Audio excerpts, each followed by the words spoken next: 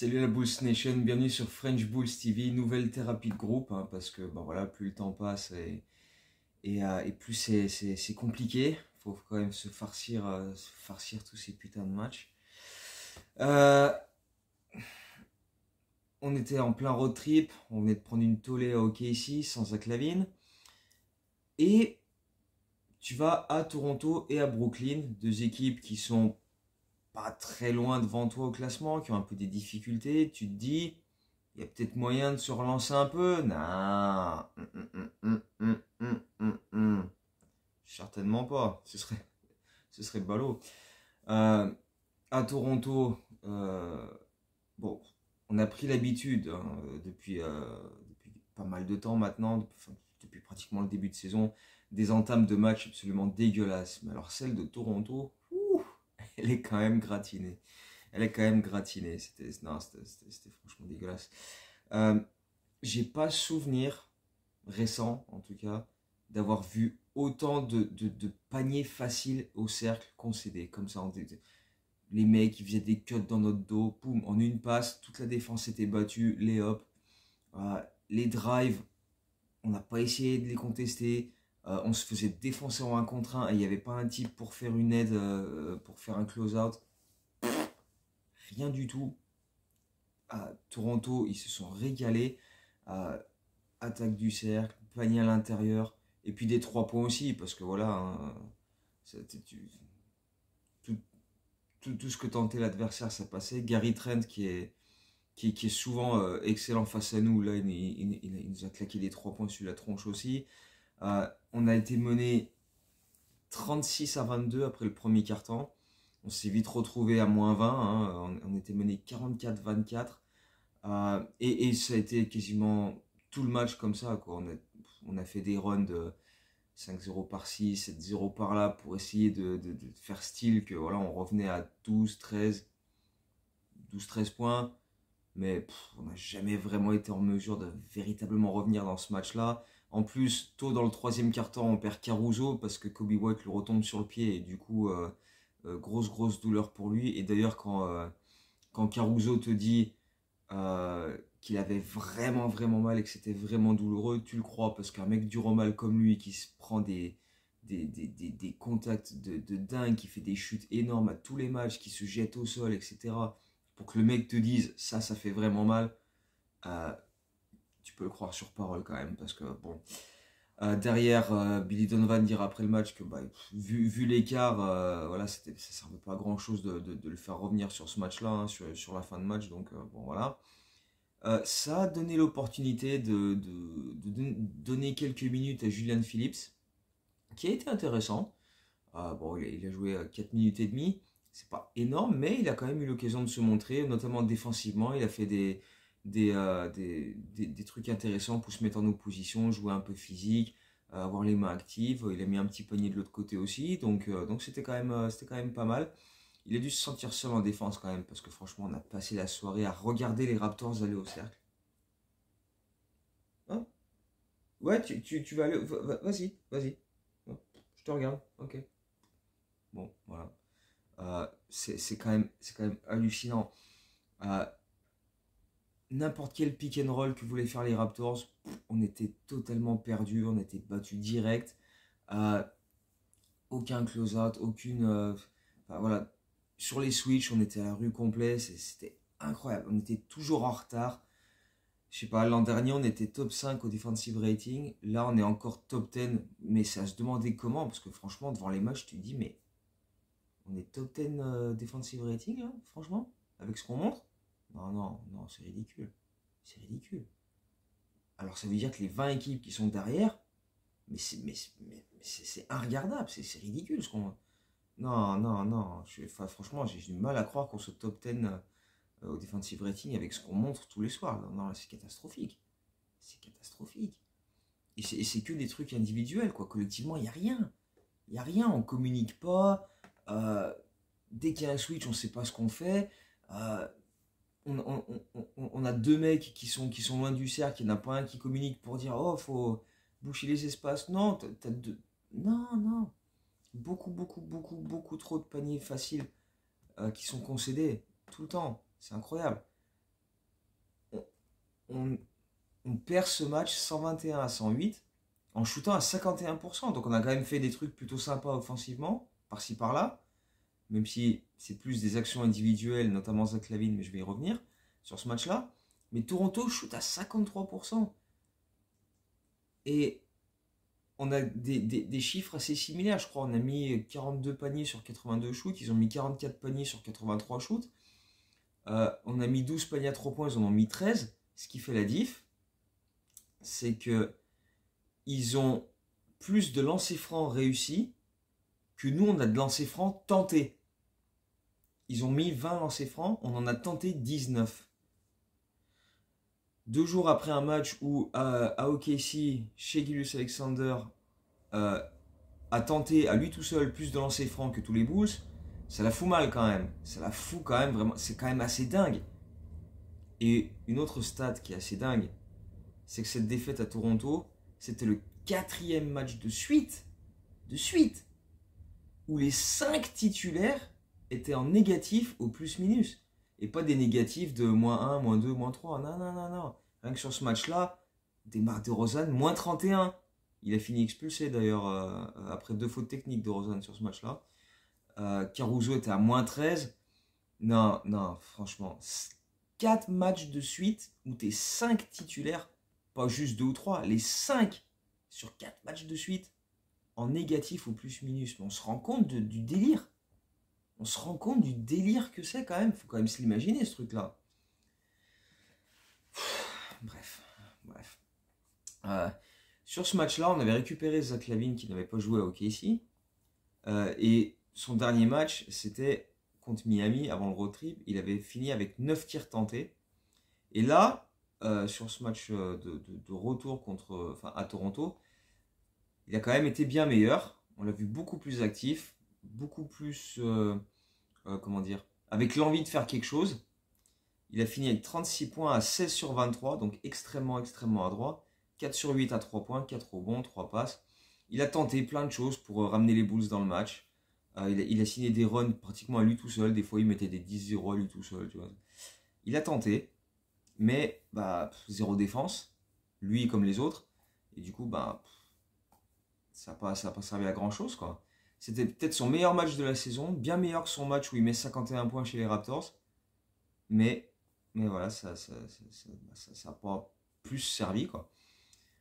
Donc je sais pas, est-ce qu'il est en train de se montrer un peu en se disant que ça va favoriser son trade, parce que voilà, ça fait 2 semaines qu'il a demandé son trade, il s'est rien passé, et encore une fois on l'a dit, hein, que ça allait pas se faire tout de suite, mais il montrait rien. Là, il montre un peu plus. Donc peut-être qu'il se dit, voilà, si je me montre à mon avantage, peut-être que ça va intéresser d'autres équipes qui jusqu'ici se disaient, ouais, vu ce qu'il montre en ce moment, non.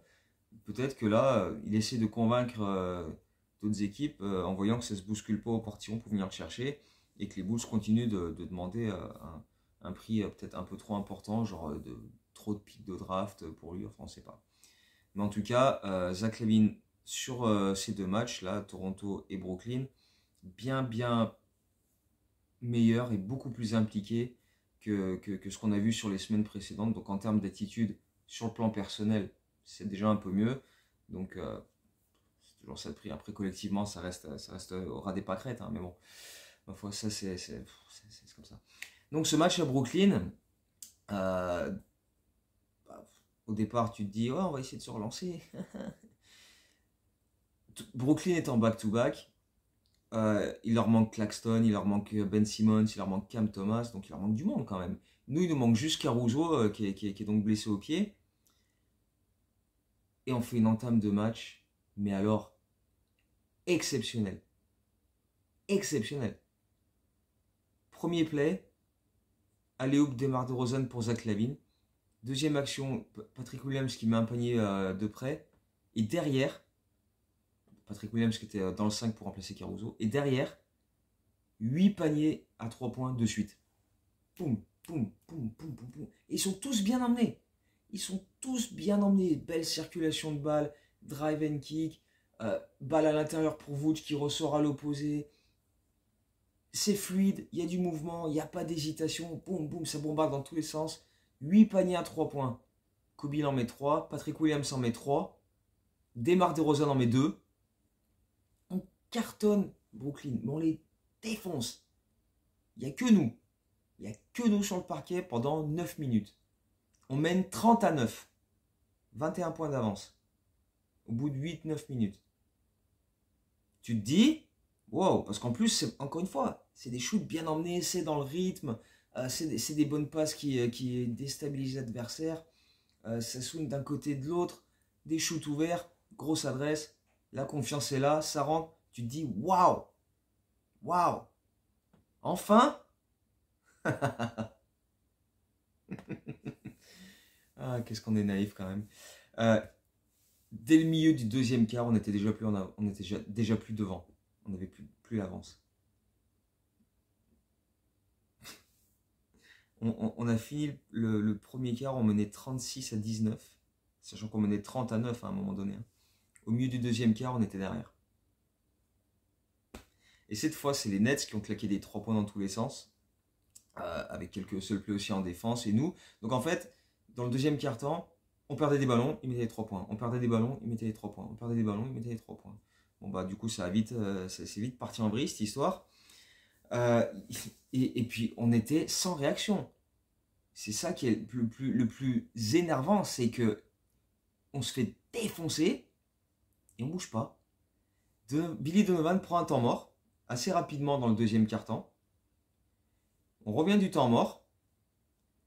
On refait la remise en jeu. Ayo Dosunmu remonte la balle, tente une passe devant lui pour Torrey Craig. Elle est interceptée. Enfin, elle est déviée par un joueur des Nets. Ils font une remise en jeu. Ils mettent un lay-up. Ou, pareil, un peu comme contre Toronto. Ah, tu vas au cercle? Vas-y, mon gars. Hop, lay-up. Nouveau temps mort. Il y a eu à peu près 8 secondes entre le premier et le deuxième temps mort pris par Billy Donovan. Et les mecs sur le terrain. Voilà. Dosunmu qui fait sa passe, elle a intercepté, elle était ultra prévisible. Derrière l'autre, il va mettre son lay-up, je sais plus qui c'était, Bridges peut-être, qui va mettre son lay-up. Personne va essayer de le contester. Personne. Et les mecs se regardent comme ça, t'as vu? Il a mis un shot de panier, le mec. Ah ouais, non, c'était sympa, c'est bien fait. Hein. Franchement, on dirait une équipe qui tank. On est une équipe qui tank. On joue comme si on était une équipe qui tank. Franchement. On fait plus circuler une balle. On ne trouve plus un tir ouvert. On n'a plus d'adresse. On a commencé le deuxième quart-temps avec 17 points d'avance. Hein, 36-19 après un quart-temps. On l'a fini, on était mené de 8 points. 44-19 en 12 minutes. Et sur ces 44 points, 11 sur 16 à 3 points pour Brooklyn. Ils nous ont défoncé dans tous les sens. Et c'est pas un mec qui a pris fou, c'est tout le monde. Tout le monde a participé. Dorian Finney-Smith, Michael Bridges, Royce O'Neal, enfin, tout le monde. Alors forcément, derrière, tu reviens pas. Hein. Au troisième quart-temps, notre plan offensif, c'est balade DeRozan en isolation. Donc, c'est bien, il a mis plein de paniers, il a mis des points. Sauf qu'à chaque fois qu'il mettait 2 points, Brooklyn en mettait 3. Il en mettait 2, ils en mettaient 3. Il en mettait 2, ils en mettaient 3. Bah forcément, ça marche pas beaucoup. Hein. Je suis pas très très doué en maths, ça n'a jamais été ma spécialité. Mais enfin, je suis pas certain que ça aide beaucoup à gagner des matchs, des trucs comme ça. Et au final, Brooklyn va même établir un record. C'est l'équipe qui a inscrit le plus de paniers à 3 points face aux Bulls. Les Bulls n'avaient jamais encaissé autant de paniers à 3 points que sur ce match à Brooklyn. Ils en ont mis 25 sur 53 de mémoire. Donc juste un peu en dessous de 50%. 6 sur 10 pour Royce O'Neal, 6 sur 10 pour Lonnie Walker, 4 sur 6 pour Michael Bridges. Bref. Nous, donc on avait commencé à 8 sur 11 à 3 points. On a fini le premier quart-temps, on était à 8 sur 12. Et derrière, on a fait 4 sur 20 sur les 3 quart-temps suivants. Donc voilà. Donc défaite logique. Hein. La 4e de suite. La 7e en 8 matchs. Et on est à 5-13. 13e de l'Est. C'est fabuleux. Même quand tu mènes de 21 points en début de match contre Brooklyn, ça passe pas. Donc on fait quoi? C'est quoi le projet? Pourquoi il se passe rien là au niveau des dirigeants là? Il n'y a pas de... Non, tout va bien. 5-13, une des pires attaques de la ligue, dernier de la ligue au pace, aux passes décisives.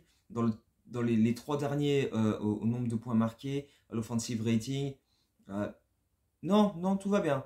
Non, il n'y a pas... Non, on se dit pas, tiens, faudrait peut-être essayer de changer quelque chose, non?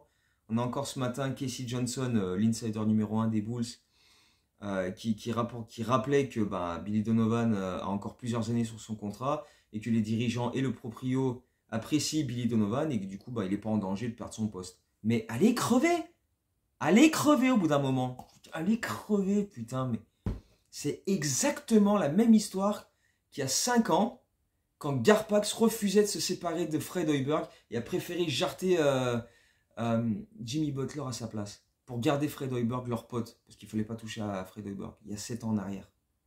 Et il y a 5 ans, il était encore là.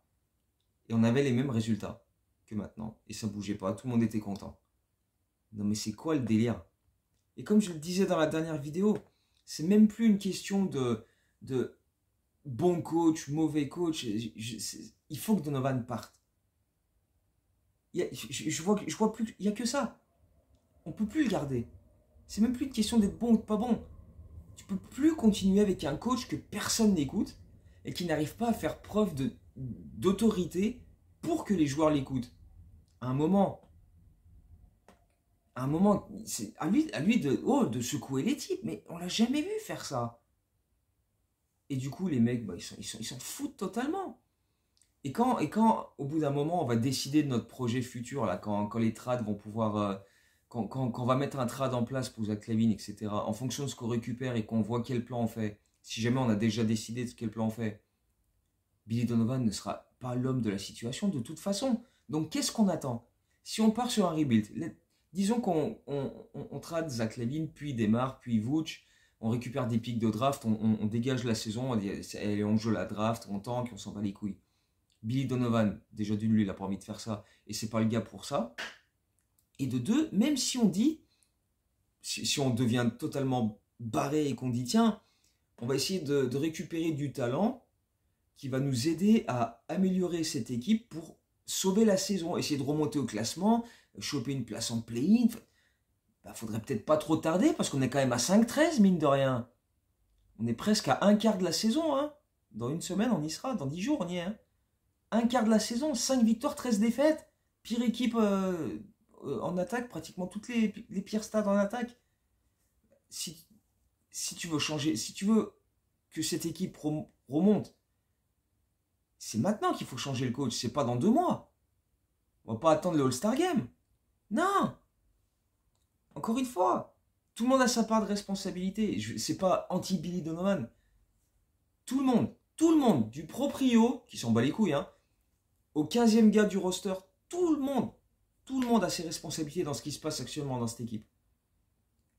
Et le problème, et ça c'est historique dans cette franchise, c'est que personne ne prend ses responsabilités. Personne ne se regarde en face et se dit « Putain, là j'ai merdé, il faut que je rectifie ça. » Personne. Personne. Les dirigeants, là, Arturas, Mark Eversley, personne ne dit rien, personne ne bouge, ils ont l'air de s'en battre les couilles. Oh, quand c'est qu'on se remet en cause, là? Billy Donovan, il remet jamais ses joueurs en face de leurs responsabilités. À quel moment on l'a vu gueuler sur Zach LaVine, sur Demar, sur Vooch en même temps, il y a une fois, il y a 1 an en arrière, à Orlando, quand il a mis Zach sur le banc sur une fin de match parce qu'il faisait un match dégueulasse, il fait encore la gueule aujourd'hui, l'autre connard aussi. Qu'est-ce que tu veux faire avec ça? Qu'est-ce que tu veux faire? Mais on est où là? On est où? Pas un seul dans cette franchise se regarde dans le miroir en disant c'est ma faute, j'ai merdé. Non, c'est les autres. Non, c'est les autres. Non. Là, il fait de la merde. Non, mais on l'aime bien, Billy. Non. Puis il a encore plein d'années de contrat, on va pas le payer à rien foutre quand même. Enfin, on va pas être là parce que déjà rien foutre. Bon, voilà. Parce qu'en plus, non, c'est même pas qu'il faut rien. Il y a des ajustements, on voit des trucs, c'est léger, c'est pas ouf. Mais sur les derniers matchs, il y a quand même des améliorations sur le plan offensif. Et je vais en parler avec un joueur en particulier juste après. Mais tu vois quand même enfin voilà, il y a eu des modifications dans le 5 de départ, parfois un peu forcées avec des blessures, parfois parce que voilà, ça marchait pas, tu tentes d'autres trucs, mais c'est toujours les mêmes. C'est toujours Patrick Williams qui sort du 5 de départ, c'est toujours Torrey Craig. Jamais il va se dire tiens, démarrent. Zach, ça leur ferait du bien de passer quelques minutes en plus sur le banc. Non, les mecs, ils peuvent faire ce qu'ils veulent. Ils auront toujours leurs 35, 36, 37 minutes de jeu tous les soirs. Et depuis tout à l'heure, hein, là on le voit pas parce que j'ai la main en dessous, mais depuis tout à l'heure, je suis comme ça. C'est un truc de malade. C'est un truc de malade. Bref, je vais quand même parler un petit peu de trucs positifs. Je voudrais parler de 2 joueurs qui, dernièrement, font bien plaisir. Le premier, c'est Coby White. Coby White qui me plaît beaucoup en ce moment. Ça fait quelques matchs que, d'ailleurs, il est moins utilisé à la création, il remonte moins la balle, il est pas au départ des actions euh, pour mettre des systèmes en place ou autre chose. Et il est du coup plus utilisé en catch and shoot, en fin d'action. Il se démarque, il se met dans les corners ou dans les elbows. Il attend, la balle circule à l'opposé, ça arrive sur lui, il dégaine. Résultat, 5 matchs de suite à au moins 4 paniers à 3 points inscrits. C'est un record en carrière pour lui. Ça va vraiment beaucoup mieux pour Coby, qui a retrouvé l'adresse, qui a retrouvé la confiance. Et en ce moment, il cartonne. Là il a enchaîné des matchs, mais extrêmement plaisant à regarder, avec un apport offensif extrêmement plaisant, beaucoup d'adresse, et tu sens que vraiment ça va de mieux en mieux pour lui. Dans sa défense aussi, il est vraiment sympa à regarder. Dans les 1 contre 1, sur les aides, on l'a vu faire de bonnes choses. Le match à Toronto, plusieurs fois il s'est retrouvé sur des switches face à Siakam, qui est quand même plus grand, plus costaud que lui. Et ben, Siakam qui a essayé de driver plusieurs fois, Coby bougeait pas. Il lui rentrait dedans physiquement, il le jouait avec le haut du corps, parce qu'en fait Coby, il n'est pas très grand. T'as pas l'impression qu'il est super costaud comme ça, mais en fait du haut du corps, il est quand même, un peu trapu, un peu costaud. Et Siakam essayait de lui mettre des coups d'épaule pour le bouger, Coby bougeait pas. Donc voilà, Coby, franchement, il fait plaisir en ce moment. Et l'autre joueur qui fait bien plaisir depuis quelques matchs, et avec lui, c'est un peu toujours pareil, quand il fait de la merde, on le dit bien, on le signale bien qu'il fait de la merde, mais quand il fait des bonnes choses, il faut le dire aussi, c'est Patrick Williams. Patrick Williams, depuis quelques matchs, honnêtement, ça va beaucoup mieux. On voit beaucoup plus de bonnes choses de sa part, beaucoup moins d'hésitation balle en main, beaucoup plus d'agressivité quand il attaque le cercle. On l'a vu claquer quelques dunks bien sympatoches sur les derniers matchs. On l'a vu attaquer le cercle, aller provoquer des fautes, aller mettre ses lancers. Même défensivement, il joue plus physique, il est plus là pour mettre des contests, il est sur la bonne voie. Et en plus, il prend plus de rebonds aussi. Donc honnêtement, Patrick Williams, depuis 3, allez, sur la semaine là, qui vient de passer, c'est beaucoup mieux. C'est beaucoup mieux. Et déjà, je me rappelle quand je fais les articles tous les lundis pour dire ce qui s'est passé sur la semaine, ça fait 2 semaines que je dis que tu sens que ça monte en puissance quand même. C'est pas encore optimal et que c'est extraordinaire, mais c'est beaucoup mieux. C'est beaucoup mieux. Donc, voilà, quand il fait de la merde, on le dit et on le met bien bas. Quand il fait des bonnes choses, bien joué, continue comme ça. C'est tout ce que on peut souhaiter à P. Will maintenant, c'est de la continuité. C'est ce qui lui a manqué toute sa carrière. Il n'a jamais été foutu d'enchaîner 3-4 matchs de qualité de suite. Maintenant, c'est ce qu'on veut voir. Et depuis 2 semaines, il y a des prestations qui montent en puissance. Il y a du mieux. C'est pas, on ne parle pas non plus de trucs exceptionnels, mais il y a du mieux. Et donc, il faut poursuivre là-dessus.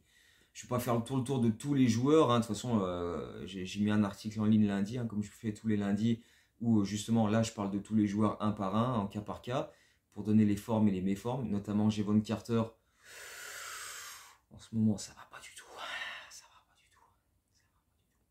Mais bref, je vous laisserai aller lire ça. Et puis, ouais, je voulais finir quand même avec le calendrier, parce que mine de rien, donc on est à 5-13. On se demande qu'est-ce qu'on va faire quand... avec les trades, est-ce qu'il faut changer Billy Donovan et tout. Moi, la question que je me pose surtout en ce moment, c'est quand c'est qu'on va gagner notre prochain match. Parce qu'honnêtement, tu vois le calendrier là. Donc là, ce soir, on est à Boston. Ensuite, on retourne au United Center pour jouer les Bucks et New Orleans. Ensuite, on va... Donc après, il y a la pause avec la finale du In-Season Tournament à Las Vegas. Mais de toute façon, on y sera pas, on s'en bat les couilles. Après ça, on enchaîne direct avec un back-to-back où on est à Milwaukee et le lendemain, on reçoit Denver. Ensuite, 3 déplacements, 2 fois à Miami, 1 à Philadelphie. on revient à la maison le 20 décembre pour recevoir les Lakers. J'aimerais bien savoir, dans cette série-là, donc ça fait 1, 2, 3, 4, 5, 6, 7, 8, 9 matchs, est-ce qu'on va en gagner un? Boston, Bucks, Pelicans, Bucks, Nuggets, Heat, Sixers, Lakers. Là, on est à 5-13. Ça se trouve, on est à 5-22 dans 3 semaines. Franchement, c'est largement faisable. C'est largement faisable. Et à ce moment-là, là, ce sera trop tard pour sauver la saison en essayant de récupérer du talent euh, qui aura un impact immédiat dans les trades. Hein. Là, on sera obligé d'aller chercher des pics, tanker à mort. De toute façon, là, de toute façon, on joue comme si on tankait, de toute façon. Donc, t'as l'impression que c'est déjà comme ça. Bref. Promis, après, dans la prochaine vidéo où on parlera de la crevée qu'on va prendre cette nuit à Boston, on parlera aussi de la G-League, parce qu'il faut parler de la G-League. J'avais dit dans la dernière vidéo que j'en parlerai, j'ai pas le temps là, dans celle-ci. Mais dans la prochaine, on va parler de la G-League, parce qu'il y a du Phillips, il y a du Sanogo notamment, il y a du B-Team, il y a du Justin Lewis. Il faudra faire un petit peu le point sur tout ça, parce qu'il y a des choses intéressantes sur lesquelles il faut qu'on revienne. Donc voilà, d'ici la prochaine vidéo, portez-vous bien, mieux que les Bulls, hein, comme d'hab, parce que là en ce moment c'est quand même assez dégueulasse. Hein, si vous essayez de trouver ça dans le commerce, c'est efficace, c'est sympa. Et puis voilà, on se retrouve, allez, on va dire jeudi pour débriefer ce qui se sera passé à Boston mardi soir. Enfin ce soir. Voilà, allez, à très bientôt. Ciao, go Bulls.